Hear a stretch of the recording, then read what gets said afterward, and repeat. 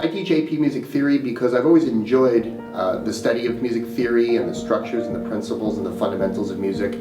And being an instrumental music teacher, it's a nice opportunity to get out of the ensemble classroom and interact with students in a more of a traditional classroom environment and share that knowledge. I teach AP Biology because I really like the rigorous curriculum, and I like to challenge my students to think at a higher level, to be able to understand complex concepts, connect the dots, and analyze things they see around them, to understand the living world around them.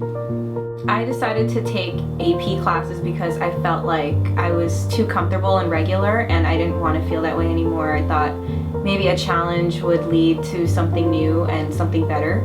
I think that especially the principals and everybody in the guidance office encourages you, but they don't pressure you too much to the point where you feel like you absolutely have to take an AP course. I think it's more that you have to find the motivation within yourself to want to be a better student. Our school has open enrollment, so if you want to take the class, you can. If you don't want to, you don't have to. And so everyone who's in the class I was taking, like US history, and I'm taking music theory now, it's like those are the people who want to learn those things and no one's being forced to it, so the conversations are more interesting, it's more involved, and everyone's into it, including the teachers.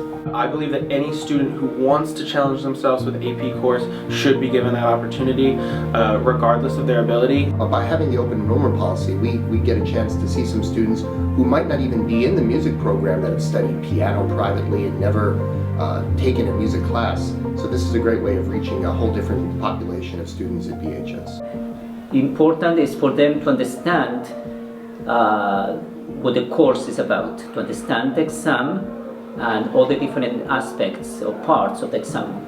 In June, I want them to be able to write the course. I want them to be able to feel confident when they walk into their introductory government class in college and they read the syllabus, that they see the syllabus and they say they know it all.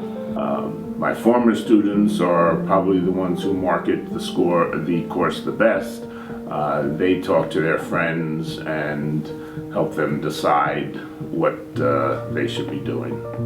The first year of the program here in Bergenfield, we had 90 students or so, and that has grown from the first year to the current year, year 5, at about 152 students.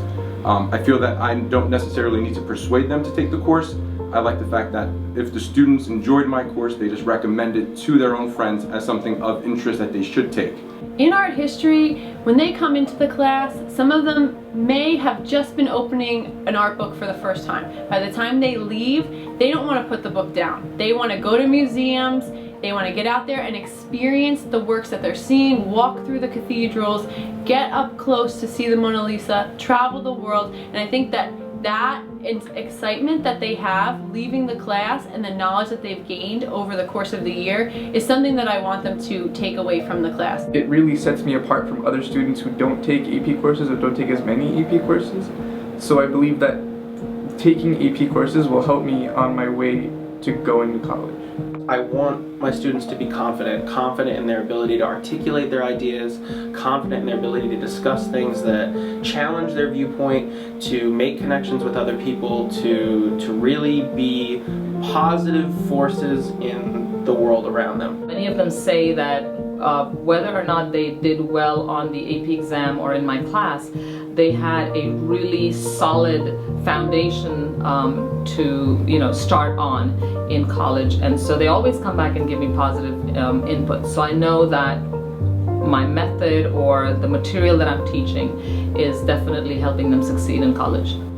Professionally, I've grown as a teacher by being able to be selected as an AP reader for this course. This past June in Louisville, I read thousands of tests and I was able to grade them. With that experience, I was hoping now to translate what I've learned from my peers and my colleagues to better instruct this course this upcoming year.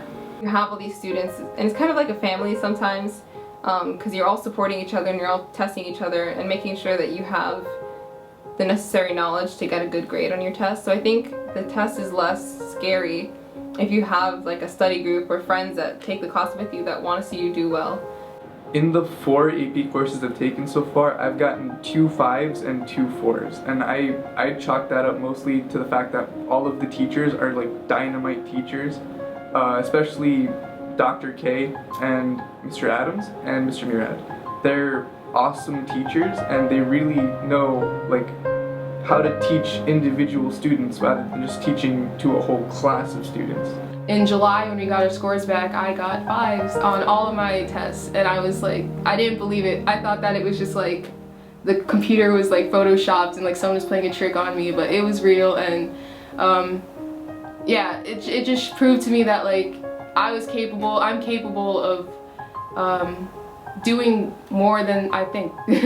AP test, like the test itself is scary, but I was able to do it, and the fact that I got 5 just showed me that I can do anything.